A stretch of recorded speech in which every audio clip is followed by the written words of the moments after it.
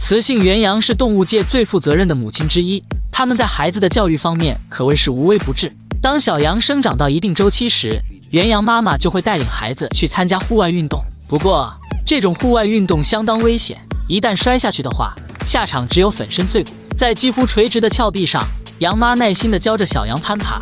原羊天生就平衡感超群，加上四体有着极强的抓握力，小羊很快就掌握了攀爬峭壁的技巧。母子俩爬到了峭壁正中央。他们为什么要待在这里？因为这里有着美味的矿物盐，这种东西可以给他们提供营养，所以他们才会冒险来爬峭壁。原羊是一种很聪明的动物，除了教育孩子外，他们还开发出了一套防卫系统来保护孩子。一群雌性原羊轮流在山崖上站岗，他们时刻观察着金雕的一举一动。金雕是羊群最大的天敌，他们会趁着羊群不注意，抓住落单的羊仔，接着将羊仔从空中抛下，活活摔死。虽然已经很努力地在保护幼崽，但损失幼崽的情况仍然时有发生。